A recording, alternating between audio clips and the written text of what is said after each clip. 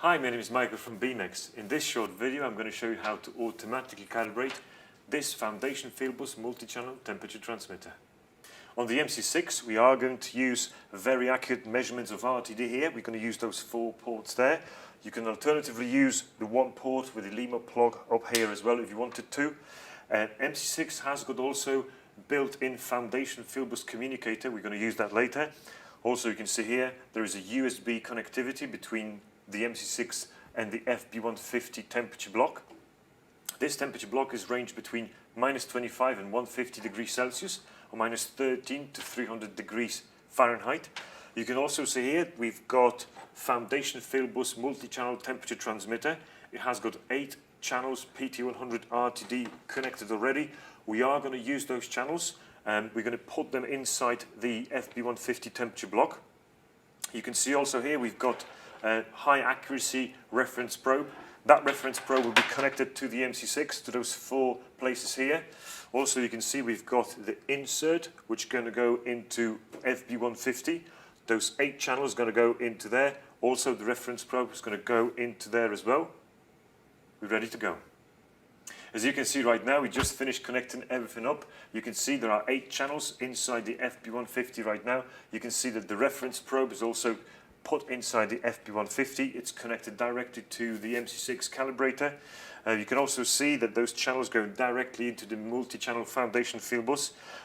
You can see the test leads here as well that are connected to the MC6. This will allow powering up transmitter, also the foundation fieldbus communication.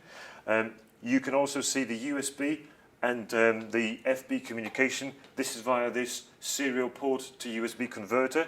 So we're going to use that as well. Right now we're ready to power up the FB and the MC6. And we're ready to start the calibration.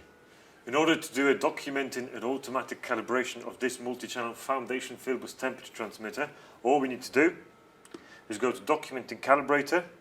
As you can see we've got 8 pre-programmed channels here, 8 pre-programmed instruments. So let's go ahead and create a group. So what I'm going to do right now is add each of them individually to the group.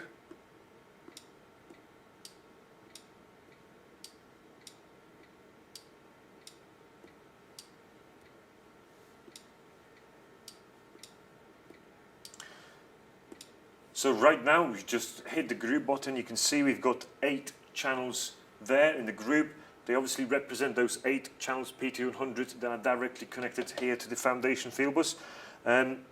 Let us just talk quickly about what we can see here on the screen. You can see we're going to do 3-point calibration. We're going to do 0 to 100 Celsius degrees. It's obviously PT100. You can see that this is going to be the top corner, the top diagram is the reference probe connected directly to the MC6. So you can see that. The bottom one is the foundation fieldbus communication between this and the MC6. So ready to go. As soon as I hit the start button, the FB150 temperature block is going to go down to 0. The first set point is going to make some noise. I'll try to explain also very quickly what windows can we actually see here. The one here on the top left is this reference probe connected directly to here. Top right is the foundation fieldbus first channel. So that's a process variable that we can see directly from there. Also you can see the graph. These are the error graphic and the error limits are those blue lines. We're going to see the graph emerging as we progress with the calibration. Also you can see we're doing the first channel out of 8. As soon as the temperature is stable, the MC6 is going to accept that point and move on to this second channel on the first set point. Okay, the FB150 just signaled right now that it's stable temperature. What's going to happen right now, the MC6 is going to wait until that's settled and then it starts counting down. As you can see right now, it's ready to accept the first point on the first channel. As soon as that happens, it jumps onto the second channel of the foundation fieldbus, establishing the connection, and it's going to accept that point and move on to the third channel. Okay, as you can see right now, the second channel on the first set point is right now active. You can see the countdown has started, so it's going to accept that and move on to the third one. Okay, we just stabilized the temperature on the third channel. We're still on the first set point. The same right now is going to happen. MC6 is going to accept that point, move on to the next channel. The same thing is going to happen 4 times more until we reach 8 channels on the first set point. Okay, we are right now going through the first set point on the 8th channel. So what's going to happen now? MC6 is going to accept that one, and it's going to go back to the first channel to move on the second set point, which is 50 degrees. As you can see right now, we are on the first channel. The second set point is 50 degrees. The FB150 is going to heat up right now to that temperature. Whenever that temperature is stable, the MC6 is going to accept it and move on to the second channel at the second set point. Okay, FB150 just signaled now that it's stabilizing temperature on the second point on the first channel. As you can see, the timer is going to go down. The MC6 is going to accept the first channel on the second set point, and it's going to move on to the second channel on the same set point. Okay, we are on the second channel, second set point right now. We are 50 degrees. The MC6 is accepting that point and move on to the third channel at the second set point, which is also 50 degrees. The same process is going to be repeated 6 more times until we get to the last channel within that set point, and then we are going to go back to the first channel on the last set point, which is going to be 100 degrees.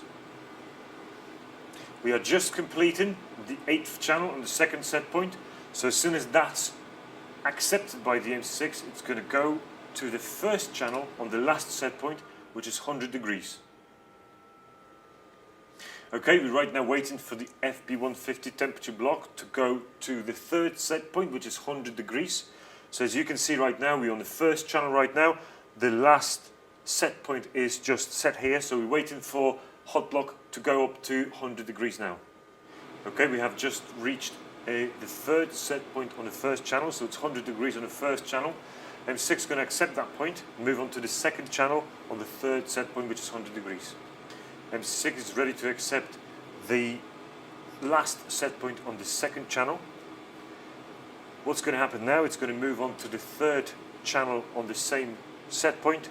The same process is going to be repeated for 6 remaining channels. So we're going to stay at 100 degrees right now and move on to third, fourth, and so on and so forth. The MC6 is about to accept the last point on the last channel, so the calibration is completed. We've just got a pass dialog here. You can see you've got the errors there. You've got force screen on the first channel, so let's go through it, what we can see on that screen. You can obviously choose your users. You can make notes here. You can also see the graph, and you can also see the numbers behind the graph. So at this stage we can save the calibration results for the first channel. We're going to save them as found. And right now we've got the results for the second channel. So let's do the same. Let's go through the results. You've got username and notes again. You've got the graph. You've got the numbers behind the graph. So right now you can go and save the calibration results for the second channel. The same is going to be repeated for additional 4, 5, 6, and 7 and 8 channels.